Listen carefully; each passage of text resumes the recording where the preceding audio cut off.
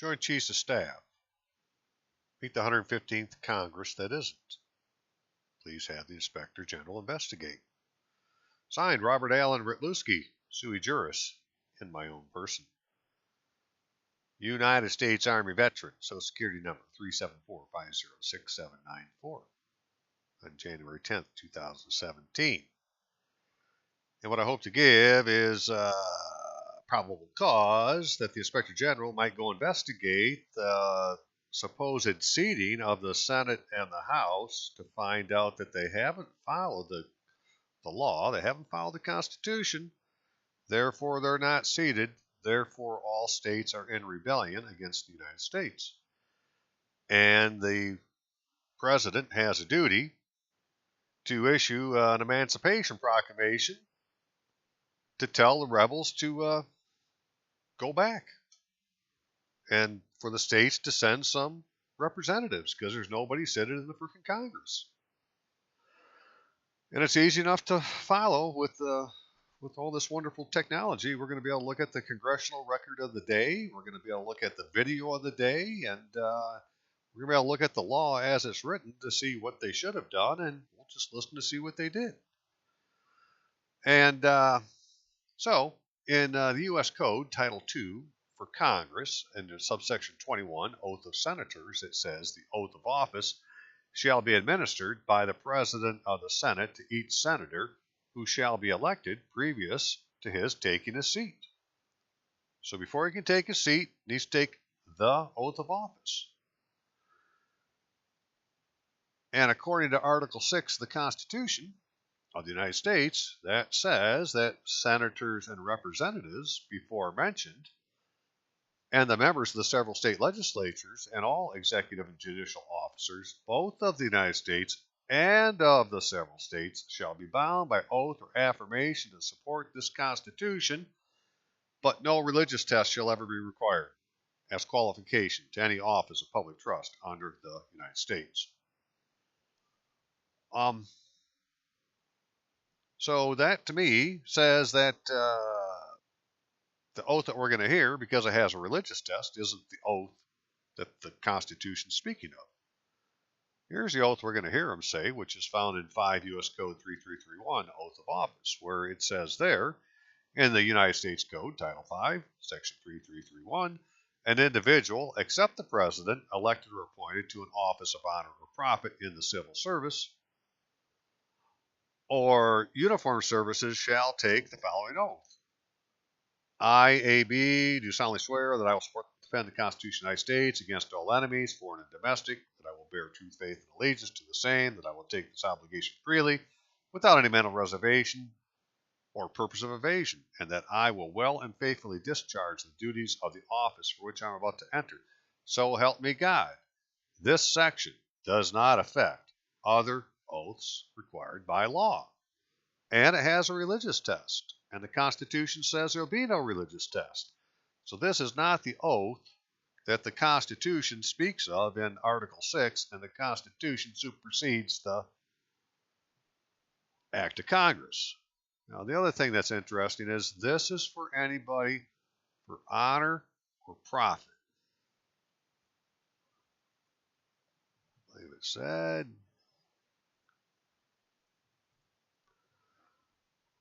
This one here, and all both, okay, as a but no religious test shall be required as a qualification to any office of public trust. All right, so if you have an office of the public trust, you're supposed to be taking this oath. You take this one for honor and profit. You take this one up here under the 6 as an office of public trust. Well, let's see what they did, right? Because, hey, we can do this. So here is Vice President Biden swears in Senate of the 115th Congress, according to the Associated Press. Let's take a listen. The order in the Senate, please. The order in the Senate. The chair lays before the Senate the certificate of election of 34 senators elected. Please, order in the Senate, please. The chair lays before the Senate the certificate of election of 34 senators elected for 6-year terms beginning January 3rd, 2007. All certificates, 2017. All certificates, the chair is advised, are in the form suggested by the Senate or contain all the essential requirements of the form suggested by the Senate. If there is no objection to the reading of the certificates, they will be waived and they will be printed in full in the record. There's no objection. If the senators to be sworn will now present themselves at the desk in groups of 4, as their names are called in alphabetical order, the chair will administer the oath of office.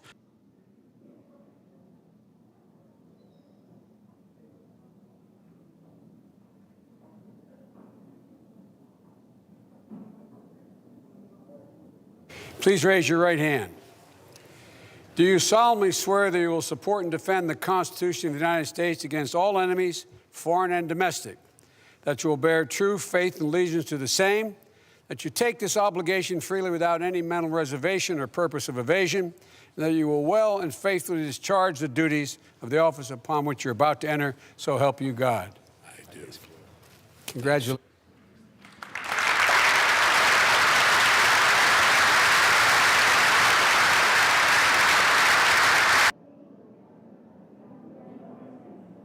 And then they'll sign the book. Okay. Hey, that's what they did on January 3rd, 2017. And now we just compare that to, well, how good do they do to what they're supposed to do? Did they follow the rules, in other words? So give me a second to load a few things up. Okay, so in Title II of the U.S. Code, which is for the Congress, so United States Code, Title II, the Congress, Chapter 2, Organization of the Congress. We just take a quick look at some of these sections, such as subsection 21, Oath of Senators.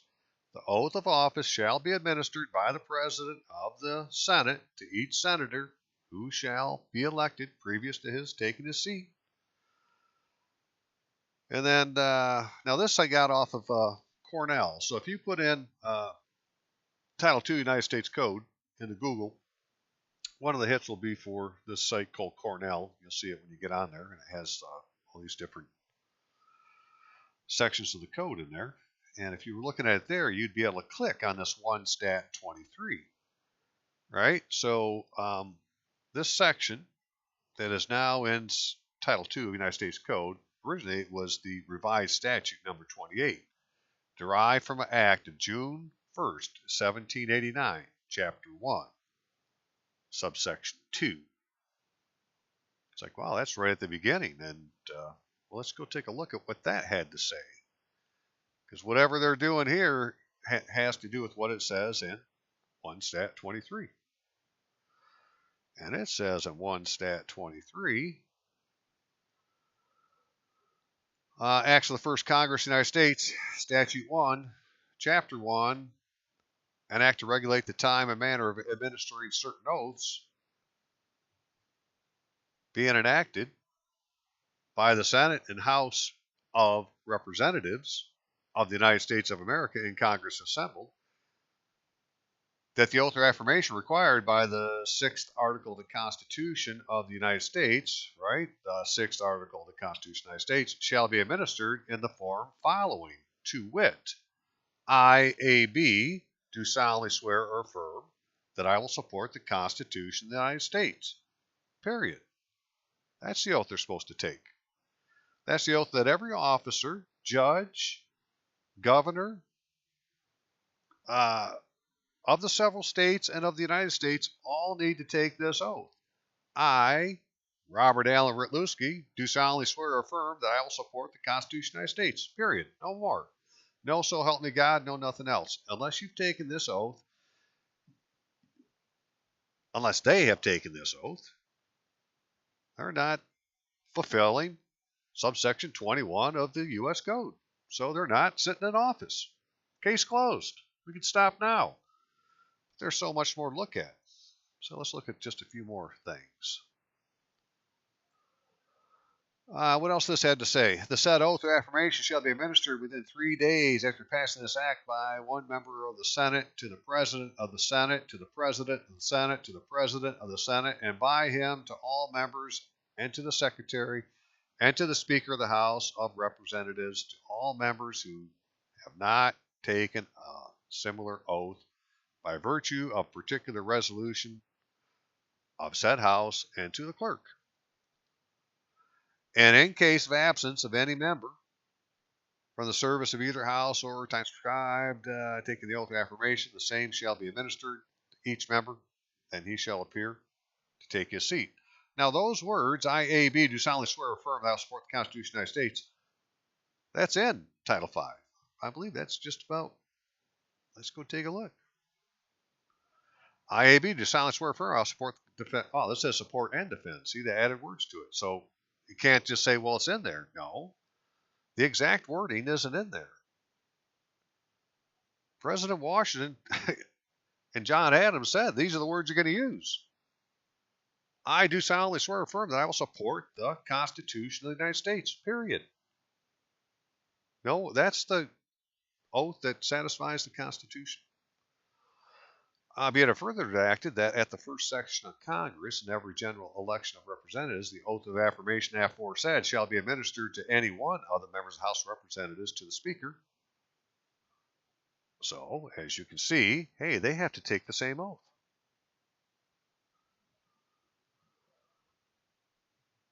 And by him to all members present and to the clerk previous to entering on any other business, and to the members who shall afterwards appear previous to their taking their seats. The President of the Senate, for the time being, shall also administer the said oath or affirmation to each senator who shall hereafter be elected previous to his taking his seat, and in any future case of a President of the Senate who shall not have taken the said oath.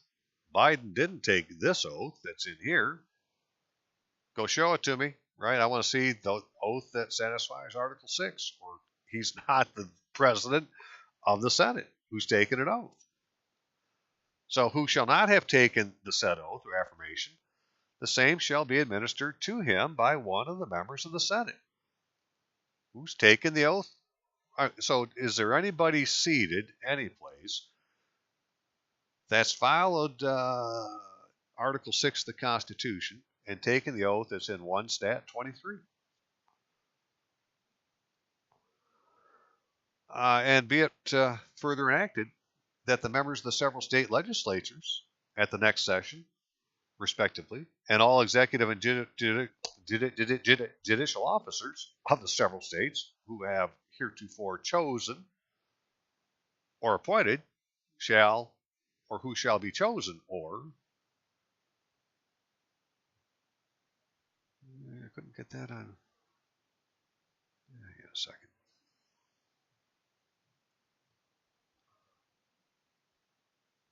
Appointed before the first day of August next, who shall be in office shall within 1 month thereafter take the same oath or affirmation, except where they have taken it before, which may be administered by any person authorized by the law of the state.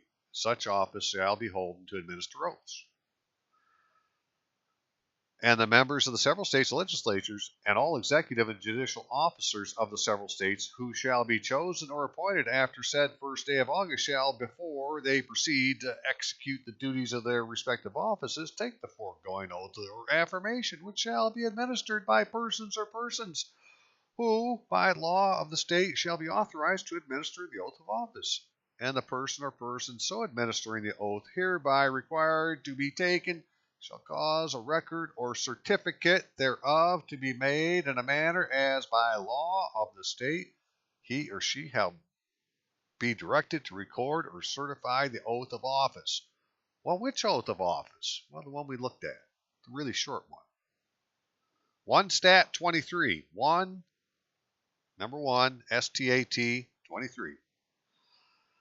And it be further enacted that all officers appointed or hereafter to be appointed under the authority of the United States shall, before they act in their respective offices, take the oath or affirmation, which shall be administered by person or persons who shall be authorized by law to administer such officers their respective oaths of office, and such officers shall incur the same penalties in case of failure as shall be imposed by law in case of failure to take their respective oath of office.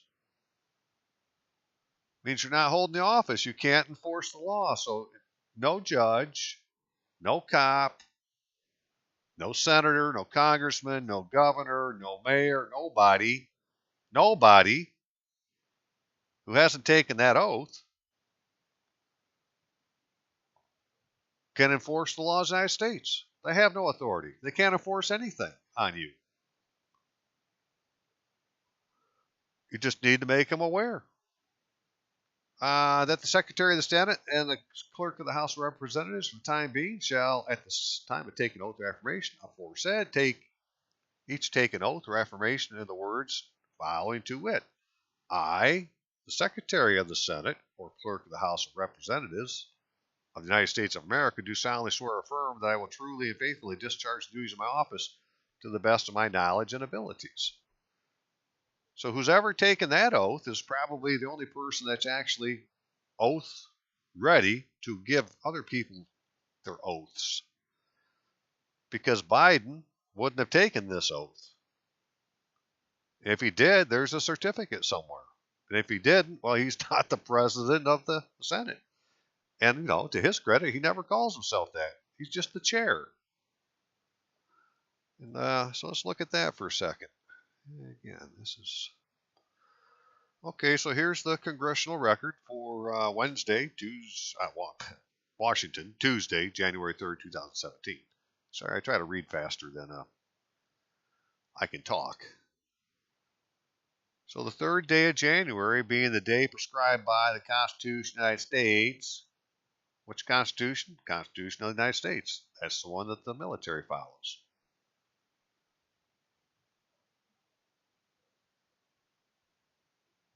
For the annual meeting of the Congress, the Senate assembled in its chamber at the Capitol for commencement of the first session of the 115th Congress, and at 12:02 p.m. was called to order by who? By the Vice President. And then they put Mr. Biden in parentheses, but take him out of there. Okay, called to order by the Vice President. They weren't called to order by the President of the Senate. He's the one that's supposed to be administering the oath. And then the chaplain had a little prayer. We did a Pledge of Allegiance. Well, who led it? The Vice President led the Pledge of Allegiance, not the President of the Senate. The Vice President in all caps. A fictitious entity. Certificates of election. Now this is the part the Vice President was reading online on the video. The chair. Who's the chair? C-H-A-I-R. Who's the chair? Is that the President of the Senate? I don't think so. Lays before the Senate the certificates of election of 34 senators elected for 6-year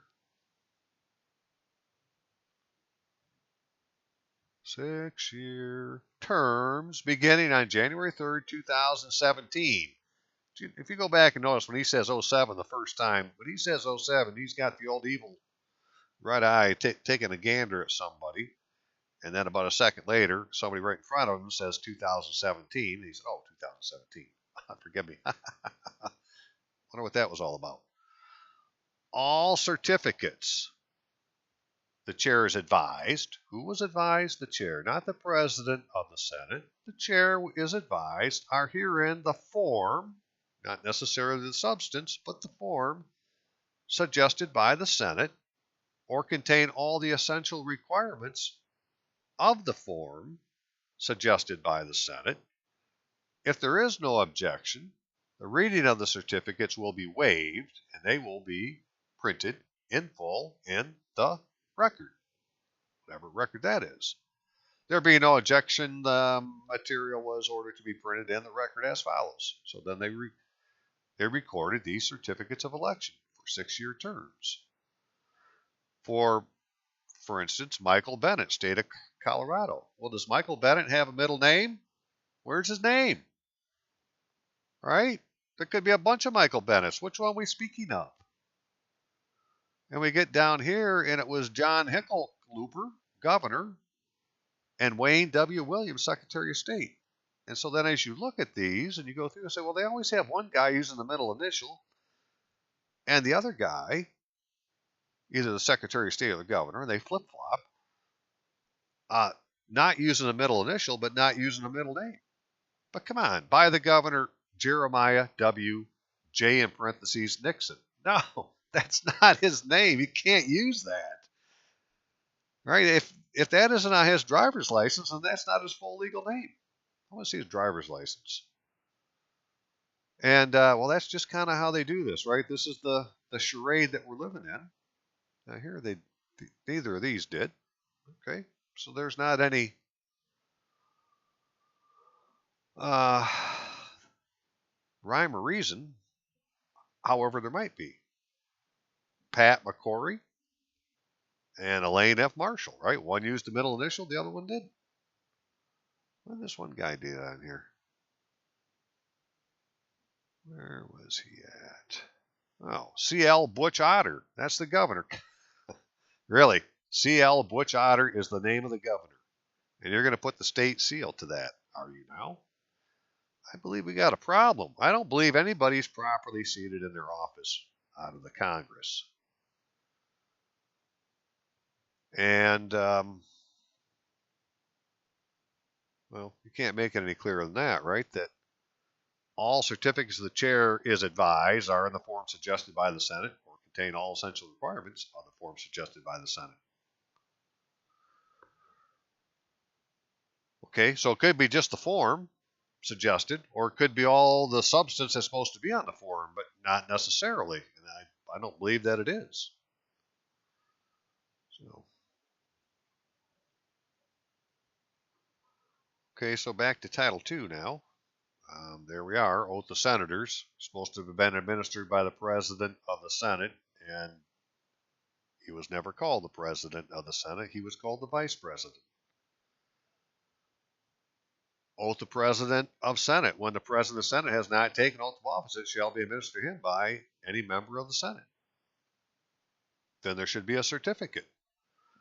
Presiding officer of the Senate may administer oaths. The presiding officer, for the time being, of the Senate of the United States shall have power to administer all oaths and affirmations that are or may be required by Constitution or law to be administered by any senator, officer of the Senate, witness, or other person in respect to any matter within the jurisdiction of the Senate. So there's a guy, Hatch, I think it is, out of Utah. He's the president pro tem.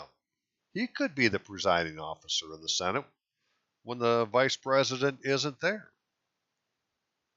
Or when the president isn't there. Actually, the president of the Senate, because that is the only term that he can use to call himself the president of the Senate. He can't say he's the vice president of the United States. That don't mean anything. Who's the president of the Senate? Are you presiding over the Senate or not? That's what matters at that particular moment in time.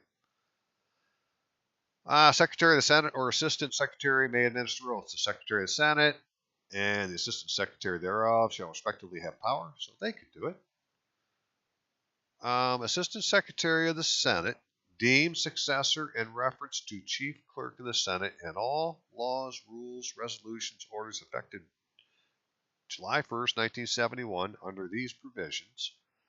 And I couldn't find 18 Stat 125 online, and but something happened in 1991 or 71, excuse me. Okay.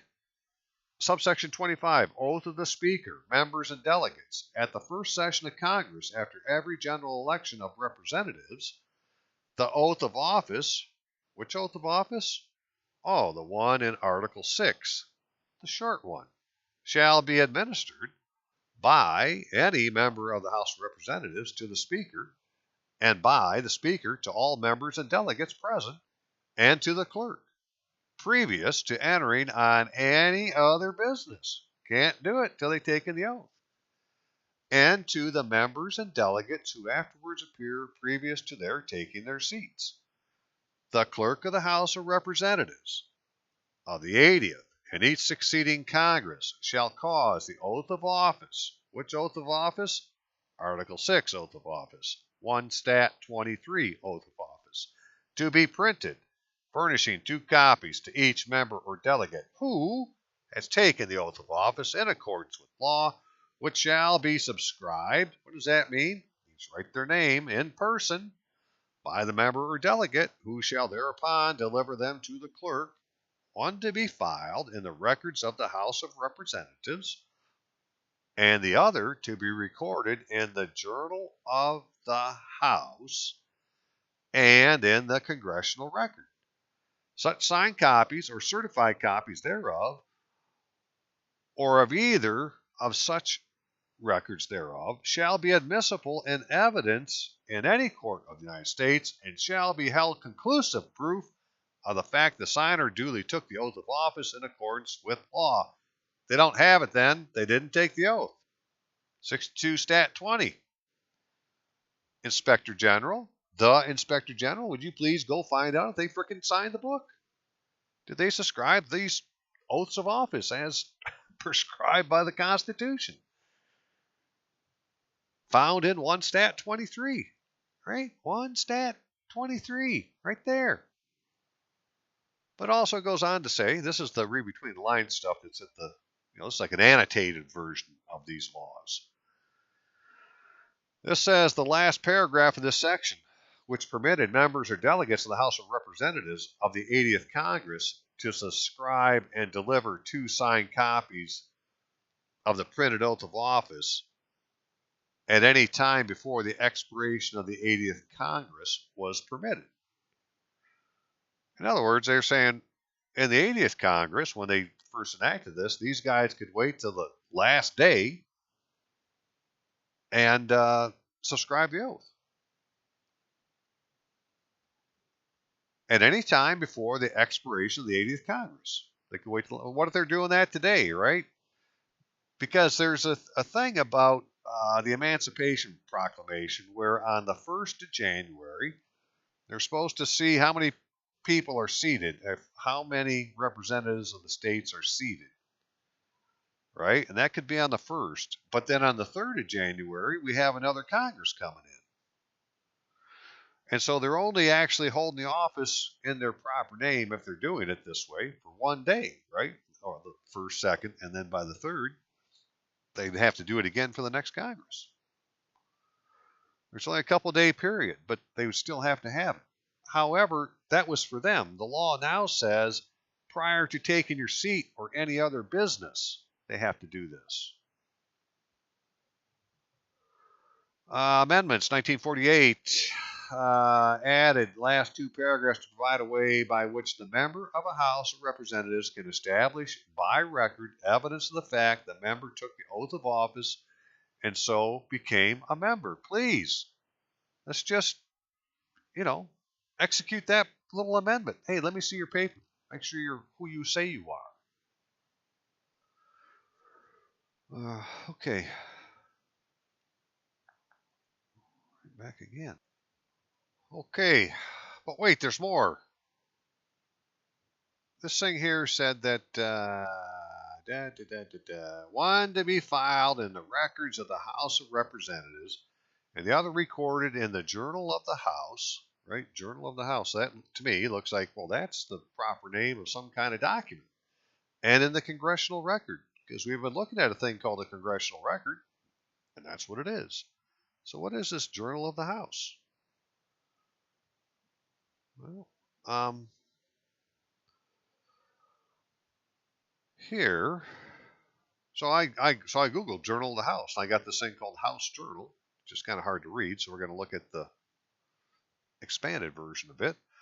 It says there that from its inaugural session, the United States House of Representatives has kept a journal of its proceedings in accordance with Article 1, Section 5 of the Constitution, which provides that each House shall keep a journal of its proceedings, and from time to time publish the same, excepting such parts as may be in their judgment require secrecy, and the yeas and nays of the members of either house on any question shall, at the desire of 1/5 those present, be entered on the journal.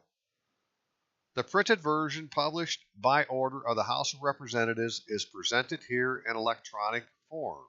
The journal should be seen as a minutes of floor action. Its notes the matters considered by the House and the votes of other actions taken. It does not record actual debates, which can be consulted through the link to date related documents in full text transcription of the journal. All that to say, I don't know if you can hear the sirens in the background. I live close to a main road, so they go down the road all the time, but sorry. But what was this here? Let's take a look, because this is on this page, which is a government site. It's memory.loc.gov, right? That's what we just read. The problem is, and it says that, so it says on this site, they're going to be in electronic form. Where was it? Right here. So the printed version published by order of the House of Representatives is presented here in electronic form. So here we are. What did they give us?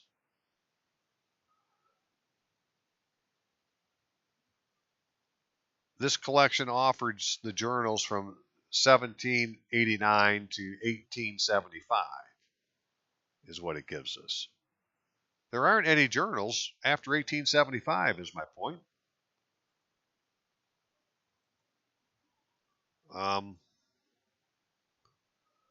Right, here they are. General reference, Continental Congress,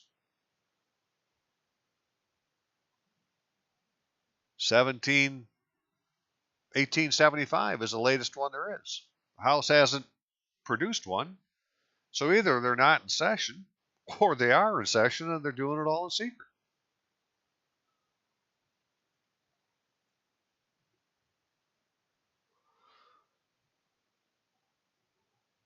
Each house shall keep a journal of its proceedings, and from time to time publish the same, excepting such parts as may, in their judgment, require secrecy.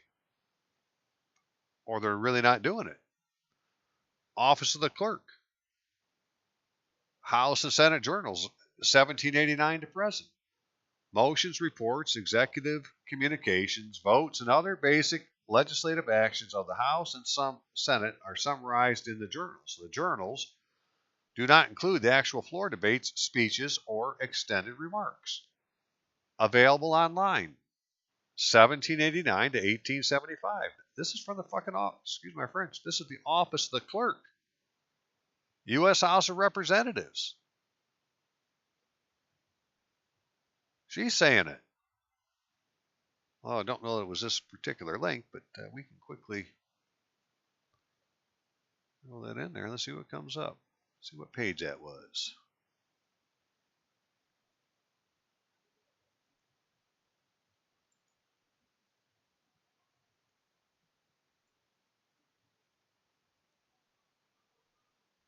Here we go.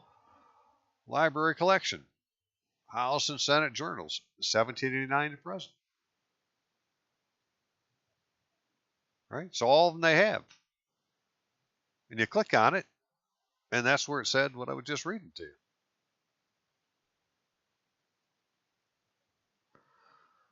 (1789 to 1875). On another section of that site, it says the Office of Legislative Operations. The Office of Legislative Operations provides support pertaining to the clerk's legislative duties. Among the duties of this office are receiving and processing official papers, compiling and publishing the daily minutes of House proceedings. Well, that's what the journal's supposed to be. Operating electronic voting system and overseeing the recording of votes, preparing messages to the Senate, pass legislation, reading the bills, resolutions, amendments, motions, president messages, yada, yada, yada. The journal clerk compiles the daily minutes of the House proceedings and publishes these in the House Journal at the end of each session.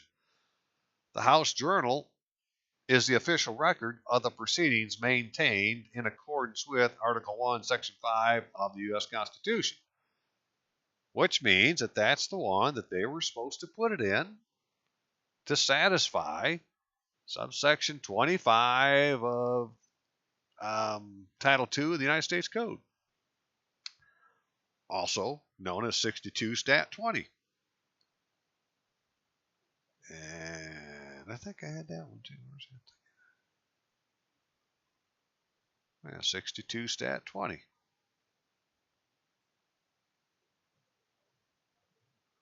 To amend Section 30 of the revised statutes of the United States Code, USC Title II, Section 25, being enacted U.S.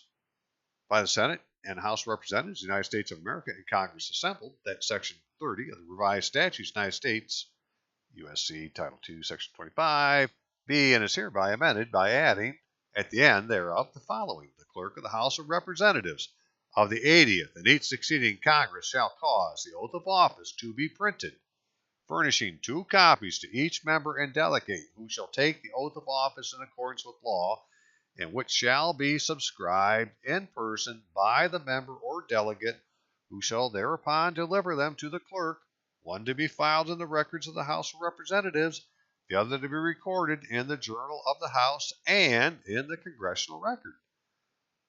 And such signed copies or certified copies thereof, or either of such record thereof, shall be admissible in evidence in any court of the United States. That could be a court-martial court, and shall be held conclusive proof of the fact that the signer duly took the oath of office in accordance with law.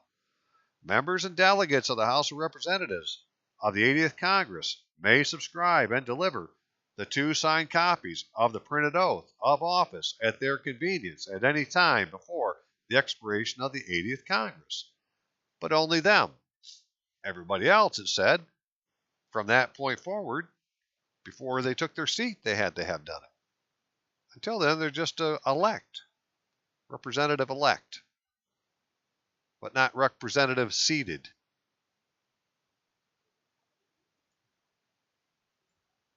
And just one more thing, real quickly, would be the preliminary Emancipation Proclamation by Abraham Lincoln on September 22nd, or September 22, 1862. By the President of the United States of America, a proclamation: I, Abraham Lincoln, President of the United States of America and Commander-in-Chief of the Army and Navy, therefore do hereby proclaim and declare that hereafter, as heretofore, the war will be prosecuted for the object of particularly restoring the constitutional relation between the United States and each of the states and the people thereof, in which state that rebellion is or may be suspended or disturbed.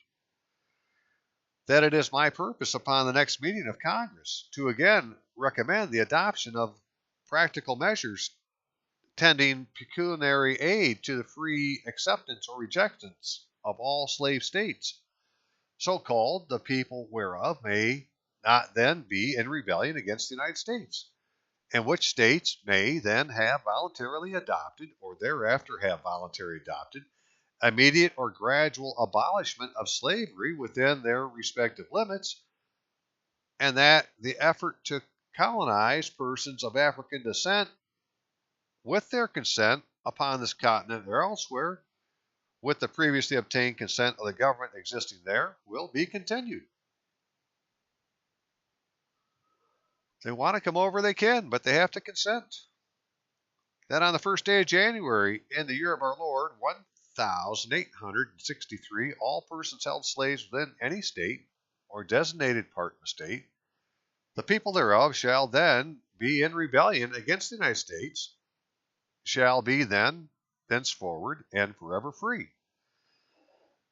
And the executive government of the United States, including the military and naval authority thereof, will recognize and maintain the freedom of such persons, and will not do no act or acts to repress such person or any of them in any efforts to make them that efforts they may make for their actual freedom. that the executive will, on the first day of January, aforesaid, by proclamation, designate the states and parts of states, if any, in which the peoples thereof, respectively, shall then be in rebellion against the United States, and the fact that any state or the people thereof shall on that day be in good faith, represented in Congress of the United States by members chosen thereto, at elections wherein a majority of the qualified voters of the state shall have participated, shall, in the absence of strong countervailing testimony, be deemed conclusive evidence that the state and the people thereof are not in rebellion against the United States. So on the 1st of January, if the Congress is seated and everybody's got their papers in and the teacher comes into the room and everybody's there, well, I guess everything is fine. But they were supposed to have done it before they did any other acts. And so they're not doing anything that whole time they're in Congress. So the Obama bill and all other stuff doesn't exist. That's why the president, to get anything done, has to do it by executive order. Right? Because he is the commander-in-chief. He can just execute the law and just order it done. Because there is no Congress.